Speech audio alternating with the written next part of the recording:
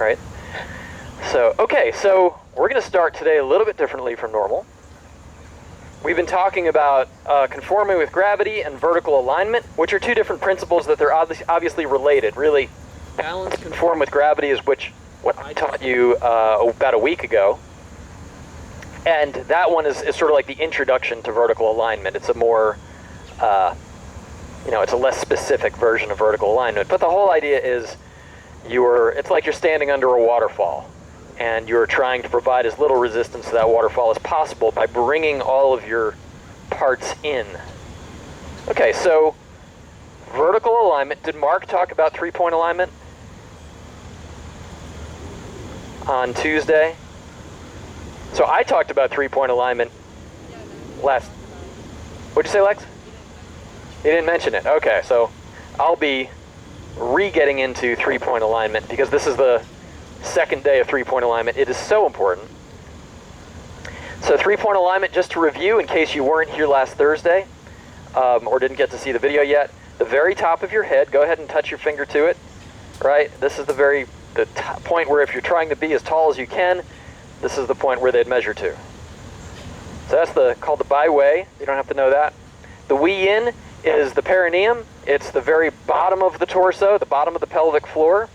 And it usually, if our pelvis is tilted forward, the wee in points out back. I'll try to use the term perineum. It's a Western medical term. Right? And if you bend your knees and sit in a little bit, level your pelvis, do this with me and try to feel that your perineum, instead of pointing out back, points down, preferably between your feet, so that you're bringing your center of balance in between your feet. Isn't that the ideal place to have your center of balance? You don't want your center of balance, outside. That's one definition of losing your balance, is your center of balance falls outside of where you have feet. So know where your top point is. If you tend to look down, it points out that way. Right? If you tend to do this kind of thing, and a lot of people, really everybody does this to some extent. Very few people are perfectly straight side to side. So if you tend to do something like this, you'll want to work on straightening that out, and it'll actually save you some neck and shoulder pain later in life. Just becoming sensitive to this stuff. So sitting into it, you can line up your bottom point. You can line up your top point by pulling your chin in a little bit, and you can feel your third point on the ground, hopefully between your feet. You can shift it all the way into one foot, all the way into another foot, but you don't want to go past your feet because then you lose your balance. You don't want to do this if you're running or doing something where you have to be bouncy and active, because you want an S-curve in your spine for that stuff. You want to be springy, right? If you straighten out your spine, you connect with the ground, and then any shock is going to go through you rather than bounce off of you. So this is only for when you want to be grounded, when you want to push something. Or if you just have to stand for a very long time, it might help for some things to be in three-point alignment. Like, for example, if you have to stand on one foot, very helpful to be in three-point alignment. In order to get into these three-point alignment positions, like, it's pretty easy if your feet are close together, if your feet are parallel. But once you start getting into a stance or something, we did this on Thursday. We tried to do sections of the form holding our three-point alignment, and you might have found it's harder. It's a lot harder, because when you're shifting like this, your sacrum tends to pop up. You might be looking down, seeing where your feet are, and so it takes a little extra effort. In particular, it takes a lot of hip flexibility to keep your sacrum down while you're positioning your perineum over your weighted leg. So that's something we're going to be working on today as an extension of this three-point alignment conversation. And we're going to get into it with a different set of warm-ups than we usually do. Now we'll do our regular set of warm-ups. That was close. We'll do our regular set of warm-ups after these three exercises, but we call these the 3 hip warm-up exercises. Let's get right into them. The first one, feet a little wider than shoulder width. Springy in the legs, bring your sacrum down. My microphone's cutting out a little bit. That's unfortunate. All right. with the hands, you don't want your hands out like this. You don't want them in front. You want them about halfway between those two. So kind of like to the corners. You don't want to be tense. You don't want to be locked.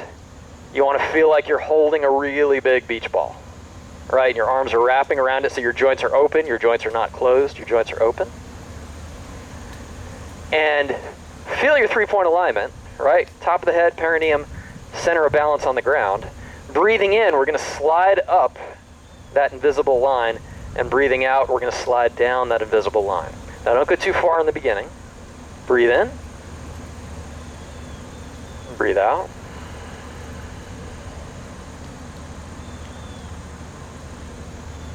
Only go down as far as you can go without losing your three-point alignment, and that's the trick. Because you'll hit the tension in your hips and you'll have to stop.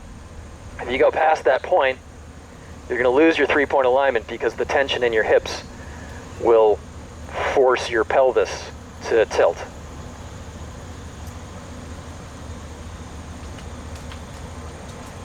So these are Qigong. So pick a spot eye level, relax your vision, breathe into it, enjoy it.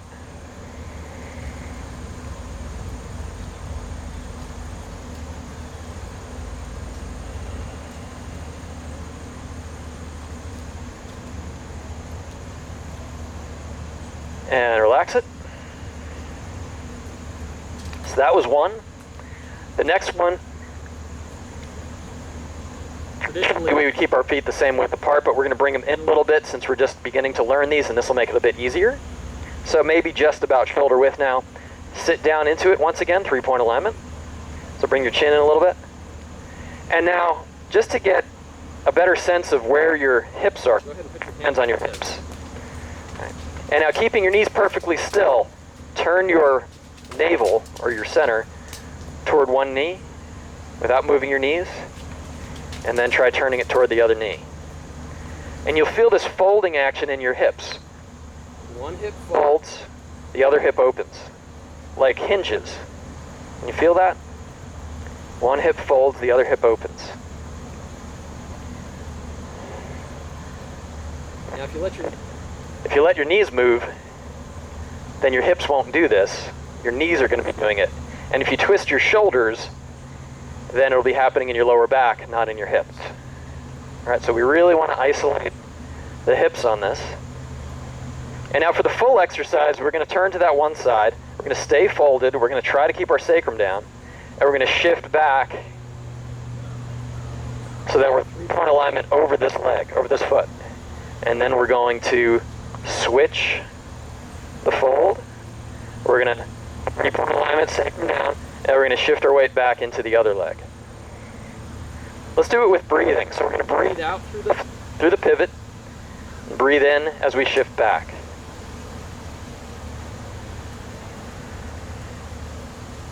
With three-point alignment, it can be helpful to think of yourself as a kebab. Everybody know what a kebab is? It's like a skewer with vegetables on it. I'll go with vegetables. And so you can spin the vegetables on the skewer, right? But the skewer doesn't turn. Or the skewer can stay still and the vegetables can still turn on it. So think of your three-point alignment as the skewer. Think of your body as the vegetables.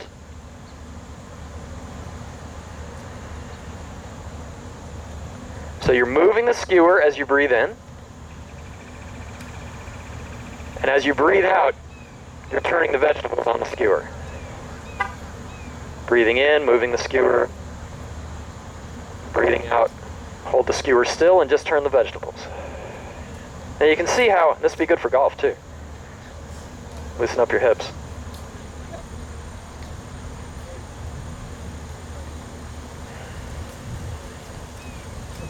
You can see how if you do this a fair amount, you start to get a lot more mobility in your hips. Relax, shake it out. Now this next one is near and dear to my heart because I used to love limbo competitions. I used to be really good at it. I can't do it anymore. But this next exercise will vastly improve your ability to compete in limbo competitions. So you want to be pretty wide. Wider is easier. And you can turn your toes out a little bit if it helps. If you're doing limbo, you'd want to turn your toes out. And you're going to, let's see, so from the side, watch it from the side, my shoulders stay over my feet. Right, so I'm not doing this, and I'm not doing that. And that's where everybody goes wrong with limbo, is they do that. You don't want to do that. Yeah, what do you do? I'll show you. Your shoulders stay over your feet. Push your knees and hips forward. All right. And then, keeping your shoulders over your feet, fold in both your hips and put your tailbone back. Keep your shoulders over your feet. So breathing in, we're going to push the hips forward. Don't throw your shoulders back. You can keep your hands on your hips. Breathing out, you're going to fold the hips down and back. Breathe in.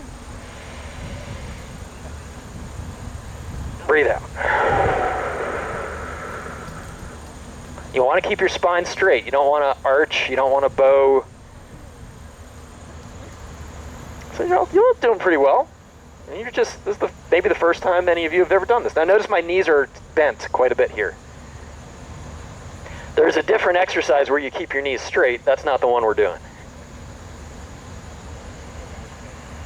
You want to feel like you're sitting down on a low chair and you're reaching for it. So your weight is all the way in your heels here. My toes are like actually up off the ground. You don't want to pull your toes up off the ground. That's kind of what happens. And then your weight is in your toes here.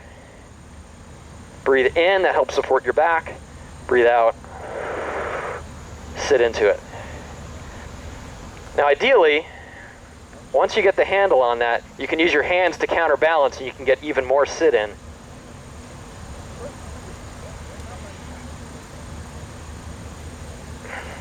But still, notice my shoulders don't pass my feet.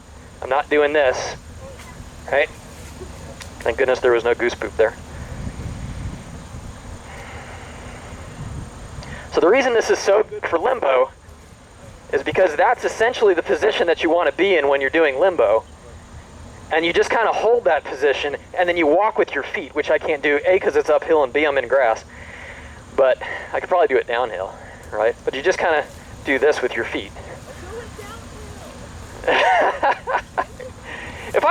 Maybe by the end of today, after I've taught 3 classes, I'll give it a go. But right now, no. I know my limits. All right. So those are your 3 hip exercises. There's actually a 4th, but it's very similar to shifting sands. So we're not going to do that one today. We'll just stick with these 3. So those 3 are, we've come up with really elegant names for these. This one's called the up-down.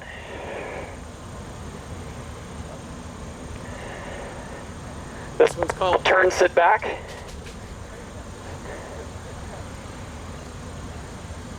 And this one's called the push-pull or the limbo.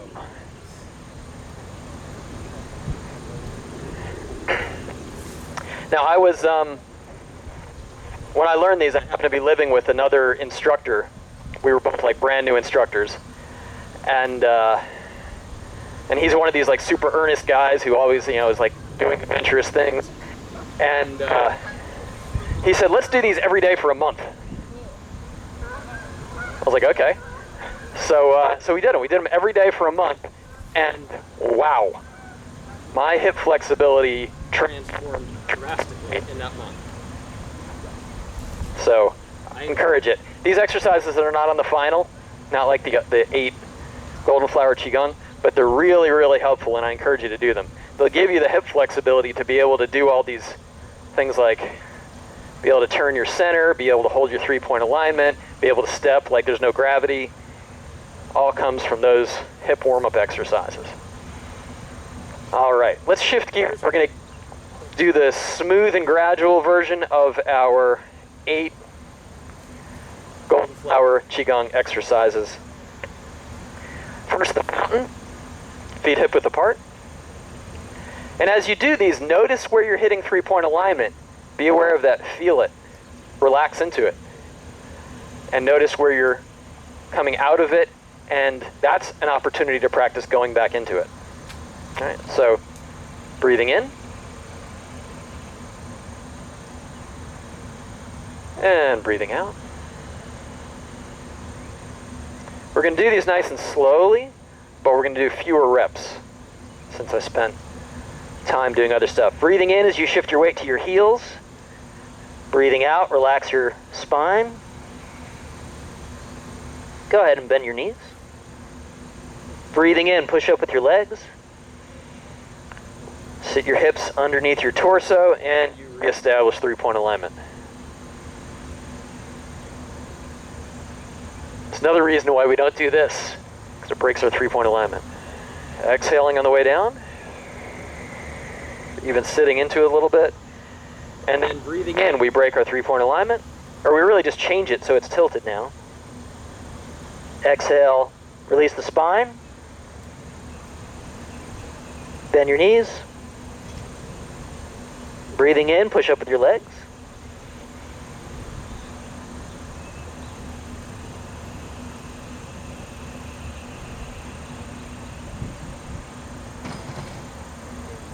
We'll do one more. I'll give you the opportunity to hang for a few long, slow, deep breaths at the bottom. Breathing in, weight to the heels. Exhale. If you don't want to hang for long, slow, deep breaths, you can just bend your knees and do the continuous movement like we've been doing. Keep your weight in your heels as you're hanging to protect your back.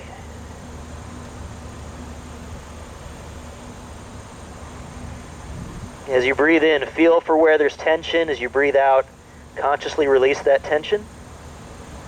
Every little bit helps.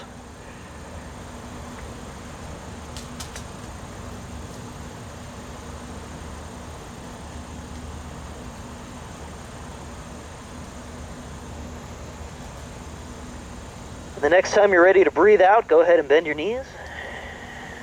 Pull your hands close to your body. Breathing in, push up with your legs. Roll your hips under your torso, reestablish your three-point alignment.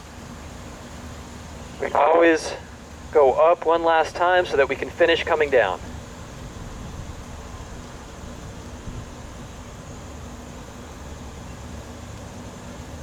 Right into the next one. Anybody remember what this one's called? Close. Lifting clouds. Yeah, very close. So feel you stay in three-point alignment the whole time on this one. And you shift it from one foot to another. Really loosen volume here. Relax completely in the middle.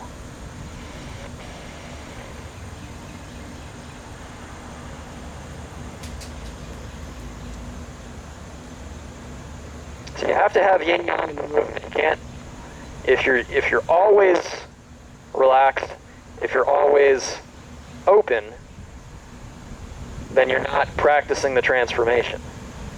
And that's what Tai Chi is all about. In fact, Tai Chi, one literal definition of Tai Chi, the one that I like the most, is Tai means transformation and Chi means energy. So Tai Chi is the act of transforming your energy.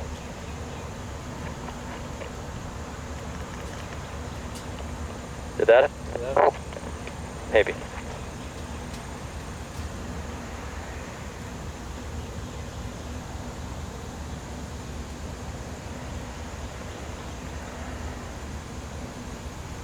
All right, the next one, looking to heaven and earth, breathing in, lengthen the spine, exhale, you break your three-point alignment.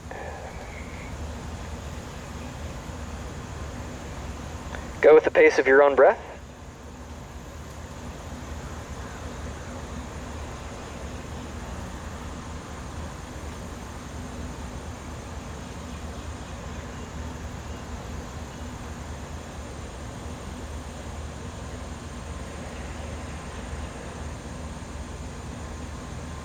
And the next time you exhale and find yourself with your chin on your chest, shift your 2 points into one leg for rolling the rock. Exhaling, relax to the middle. So this is just 2-point alignment. You've let your top point go, but you still feel the perineum lining up with the point on the floor that moves from foot to foot and relaxes in the middle. can help to just sink a fraction of an inch right there in the middle to give you that relaxation sensation, grounding.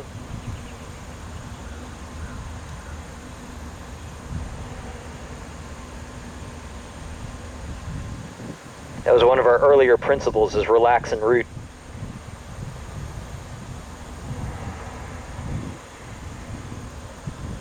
Next time you find yourself in the middle, one more looking to heaven, because we always go up before we finish. And we finish coming down. Eagle shrugs. So we Break 3-point alignment, rolling the shoulders forward, reestablish it, slide down the skewer.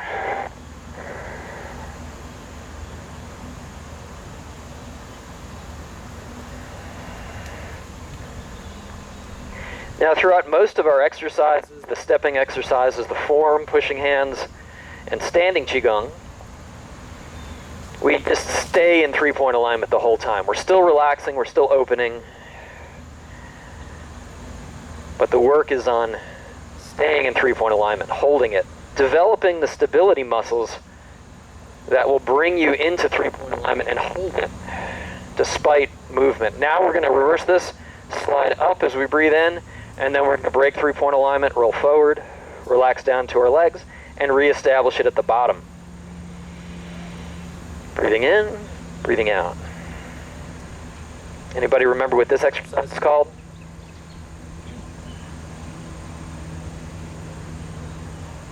Has to do with the bird of prey. Eagle shrugs, exactly.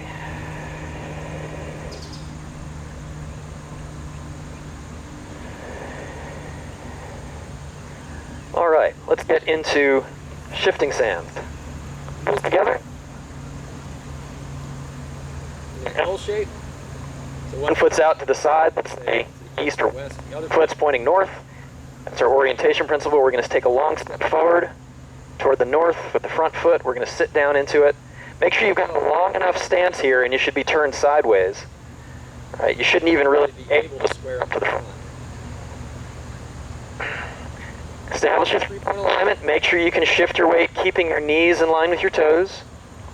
And that's as far as we're going to go with the shift. If we were to shift any further than that, we would break our 3-point alignment. Now we're going to keep 3-point alignment as we fold. We're just tilting it. Right? You feel this point go that way through the perineum, and then the other point points down toward your back heel. Breathing in.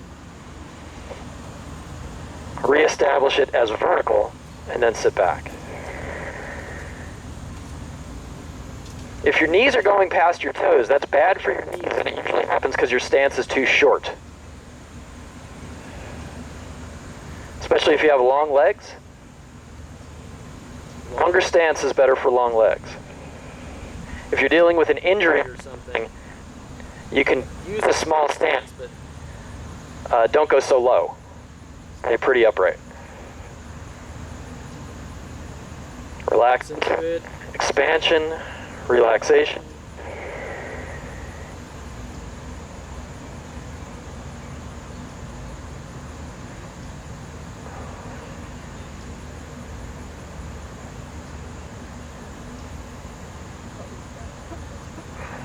Let's change sides. Heels together. Take a step to the north. For this exercise and this exercise only, your back foot is fully turned out. It's not in at 45 degrees. Fully turned out. Breathe in. Breathe out.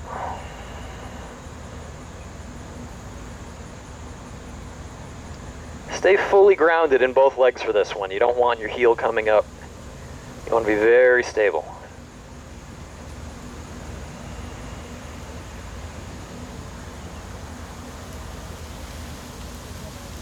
Most people try to shift too far in this exercise. It's just 60-40. It's just either side of center.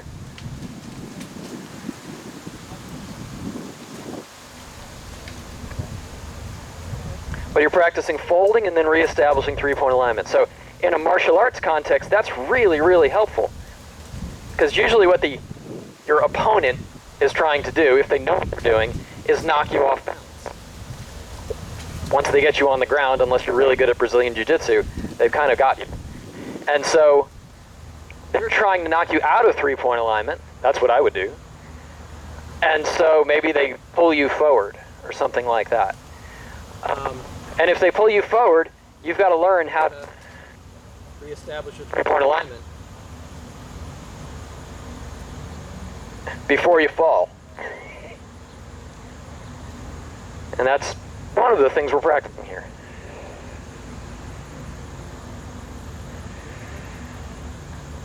All right. We're going to practice a little, let me check the time. Practice checking the time, staying on time. Yeah, all right, we're okay.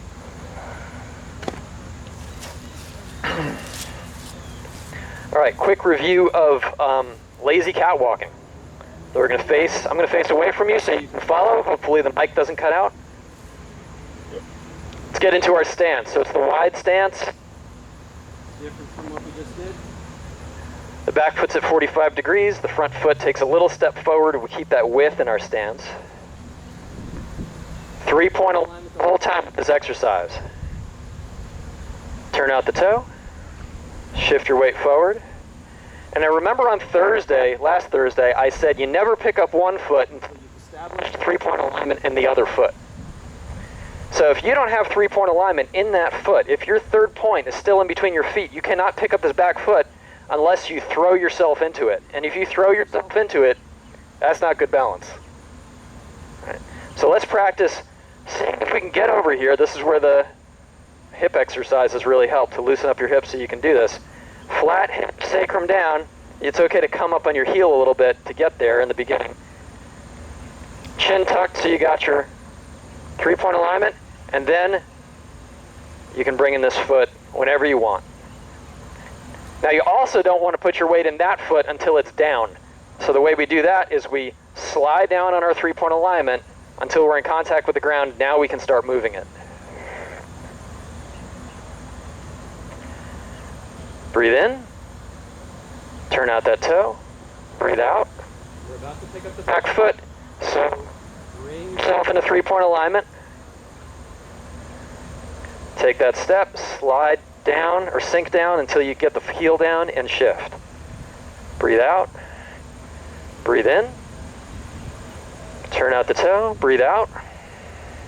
Get your three-point alignment all the way there. Breathe out, shift. Breathe in. Breathe out.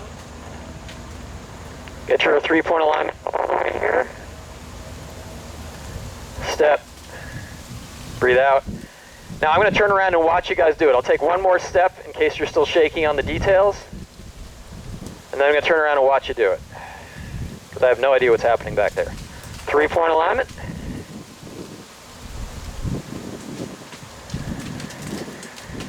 Shift. All right, turn around. Let's see.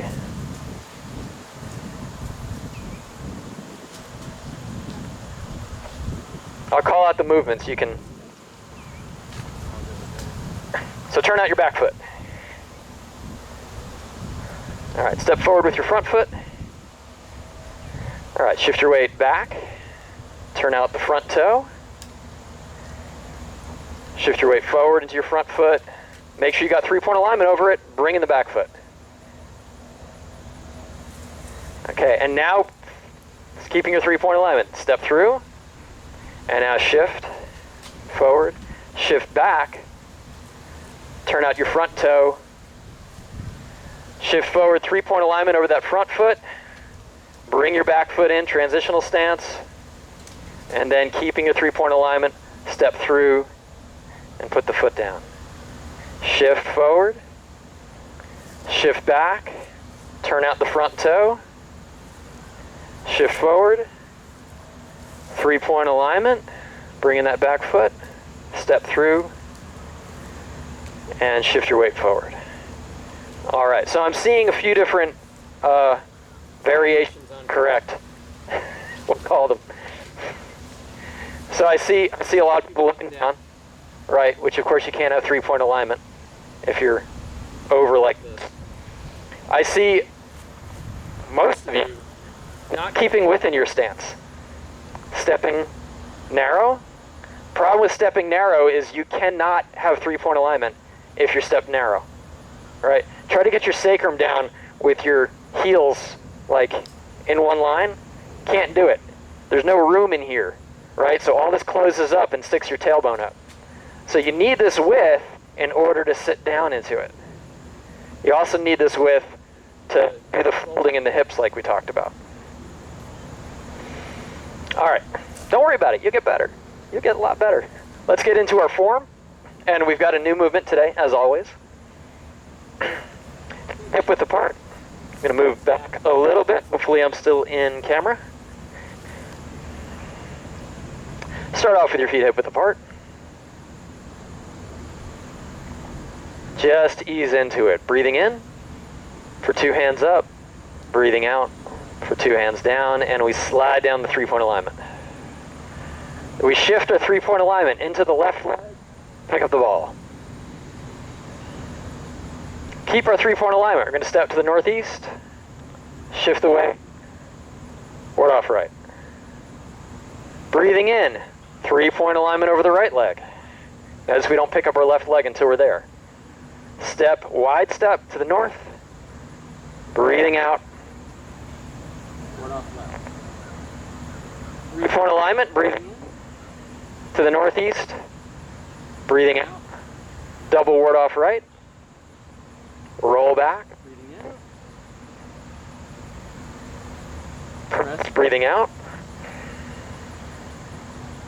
Breathing in, sit back. Breathing out, push. Breathing in, we're going to sit back. Connect your hands and your toe. It's all going to turn together. Breathe out and turn. Breathe in, sit back.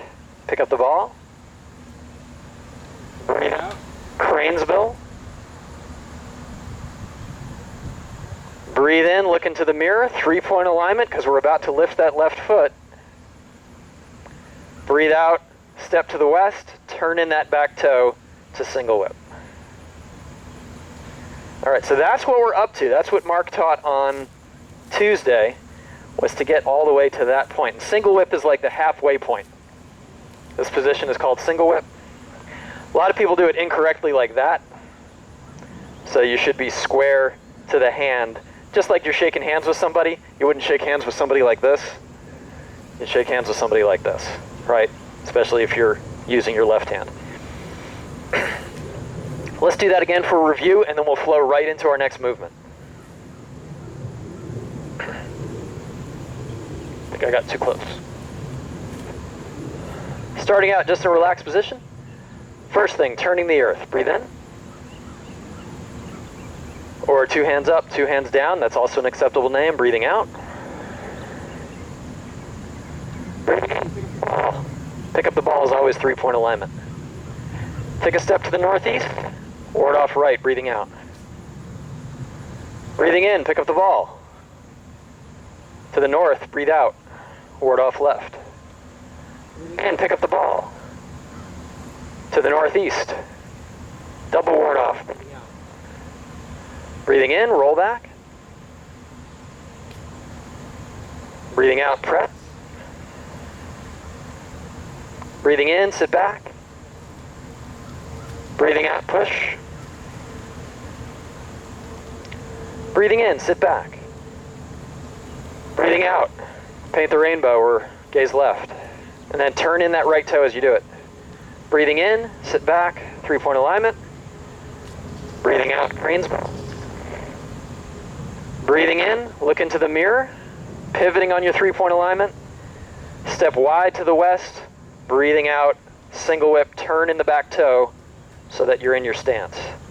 Now the next thing we're going to do is we're going to get 3-point alignment over that right leg. Here's what we do.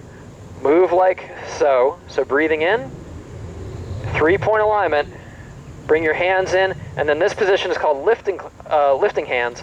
Breathe out. So lifting hands, we're in 3-point alignment on our back leg. It's a little bit hard if you're standing downhill, but you can do it.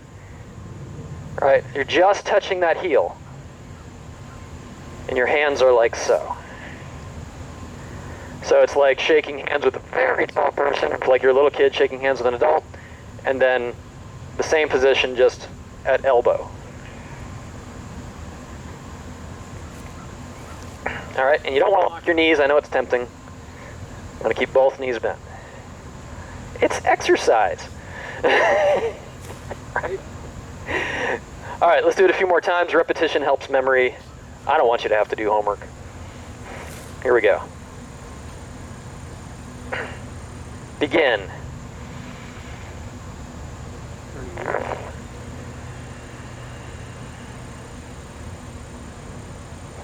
Pick up the ball. Off right. Pick up the ball. Word off left. Pick up the ball. Double word off right. Roll back. Press. Sit back. Push. Sit back. Turn in your right toe, gaze left. Pick up the ball. Crane. Look in the mirror. Step wide to the west, turn in the back toe. Whip. And then, you know what, we do a few different variations of this. The one that I just taught is 3-point alignment and lifting hands. We also do another variation where we, for people who have a hard time with that one, you can shift your weight back, turn in the toe, and then it's a little easier to get into your 3-point alignment. Let's go with that second variation, since it's the one we usually teach in a beginner's class. All right, so from single whip, shift your weight back, turn in your left toe slightly. Now get into 3-point alignment on that left leg and lifting hands. Do that a few times since I taught it wrong the first time. Single whip. Shift your weight back to turn in the toe a little bit. 3-point alignment over the left leg, lifting hands. Single whip. We'll do it one more time, then we'll do it from a little bit earlier, then we'll do the whole thing. Shift your weight back a little bit, turn in the toe. 3-point alignment, lifting hands. Let's do it from two-handed push. So we see how we got there in case some of you have missed like a few classes here. From the two-handed push, sit back, turn in the toe and the hand. It's one Frankenstein's monster. Sit back, pick up the ball.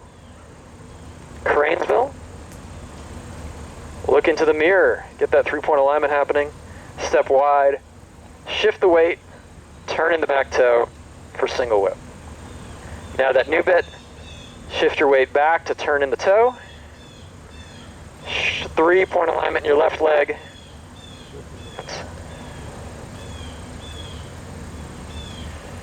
All right. So we're just past halfway through. So that's cool. And you're getting a lot of good principles. I really think vertical alignment is the first real powerful principle that we have in the curriculum. The other ones are all just like working your way there, right? This one is really, really important. There's a few other throughout the semester that can affect any movement you do. You can analyze any movement, any sport, any performance, anything that you do with your body. Being aware of 3-point alignment can be really, really helpful. And when I say, there's a few points in the form. Anytime we go in to pick up the ball, I tend to say 3-point alignment. Anytime we're about to pick up a foot or step forward, I say 3-point alignment. But really, this form is designed to have 3-point alignment 100% of the time. You never lose it. The whole idea is that, let's say I'm going to do brush, knee, and push. At any given point, I should know where my 3-point alignment is, and I could just pick up a foot if I need to. I could stop, pick up a foot, and be comfortable and relaxed doing it. not be like that kind of thing. Really useful ability, gives you all kinds of, can't tell you how many times I've stepped off of a curb, been on an uneven surface, been hiking on the side of a mountain with like shifty rocks and stuff, or on slippery rocks running through a river, something like that. I don't know, stuff that everybody does. And, you know, needing to take that step, this rock's shifting and it's slippery, and feeling myself getting into three-point alignment, knowing I've got it before I pick up that other foot, and then I have full choice of anything in the length of my short legs to get to the next rock. Really, really practical and useful. I see all kinds of people going in the water. Doesn't happen to me. Okay, it's happened to me a couple times, but not as much as other people. I'm going to get a drink of water because it's hot, thirsty, and then we're going to do a closing meditation. Does anybody have any questions about this or observations about it?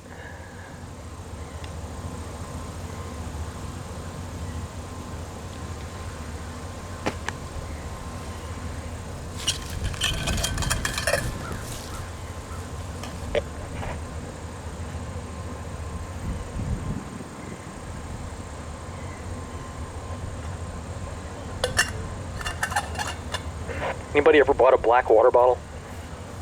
Don't advise it. I want to cook the water that you're eating and drinking. All right. Closing meditation. Let's go over there. Because it's cool, it's shady. We're going to have... Yeah, we're going to look at the water. I think we've done elements of this in the past. This is called 3 breathing exercises in 1. So the first one we've talked about. It's called the microcosmic orbit. And so we breathe, very, very similar to the first movement of the form. We breathe in, and then we breathe out, and we relax it. The second one is called the power breath. And you imagine, have I covered the power breath in this class? It's this one? All right, so this one, imagine that your body is like a person-shaped balloon or vessel, right? A hollow vessel. And you've got hoses connected to the bottoms of your feet. And as you breathe in, you fill up, right? So you're like a balloon, you don't have much structure, but as you breathe in, do this with me as we learn it. Breathe in, you start to feel your feet fill up, and then your lower legs, and then your upper legs. And then as you get to about your hips, your hands start to move, and it fills up your torso, and it fills up your arms, fills up your neck and your head. And then you open the valves in the bottoms of your feet, the water starts draining out, you breathe out. Everything empties from the top down, and you're empty again. All right, try that again. Breathing in, filling from the feet through the lower legs, upper legs, pelvis, torso, shoulders, head, and then exhale, let that water run out. And you can use visualizations like, you know, any toxic buildup or disturbed emotions or anything that you have going on inside. Use that, we'll call it water, we'll call it energy, we'll call it whatever we want, to wash out. All right, it's like an internal cleanse or a wash. We're just draining it out into the earth. The earth is plenty big, it can handle it. The last of these is sort of related to the microcosmic orbit in that when I say we're following our energy or we're tracing our energy, imagine that somebody's running their finger along your skin. That'll bring your attention to that area, and energy follows attention, right? So if you just imagine that somebody's doing that, you bring your attention to that area, your energy will follow. That's actually a whole principle unto itself, but we're not going to get to it this semester. So this one, put your attention back in the bottoms of your feet. Breathing in, you're going to bring your attention to your heels, and you're going to move it up the backs of your legs. You're going to join at your sacrum, come up your spine, over the top of your head, or all the way up to the top of your head.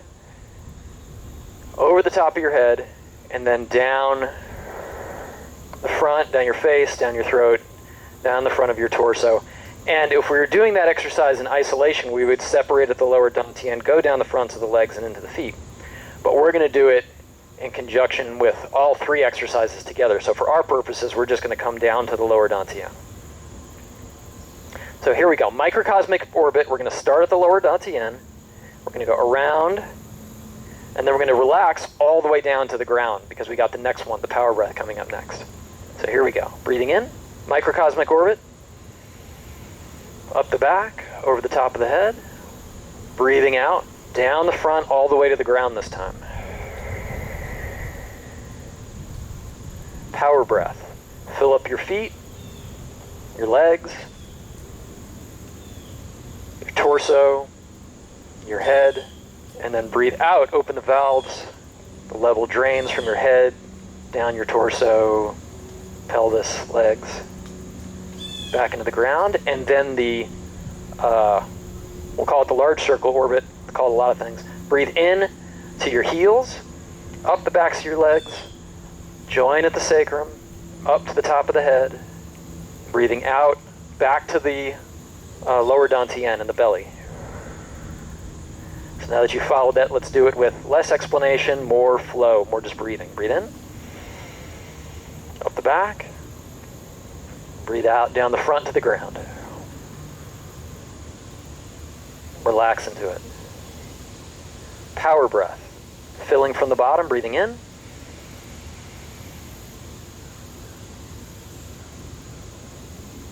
Breathing out, open the valves, drain out from the top to the bottom. And then large circle, breathing in to the heels, up the back. Breathing out, down to the lower dantian. This time I'll just say the breathing. Breathing in.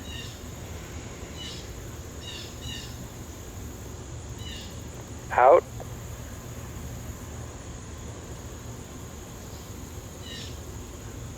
In.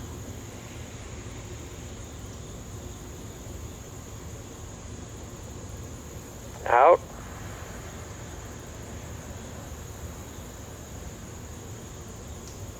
To the heels, in.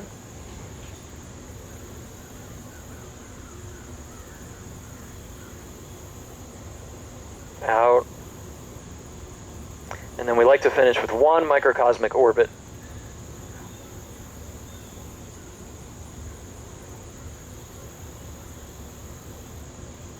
That was out. All right. It's quiet, right? Nice to be able to quiet things down.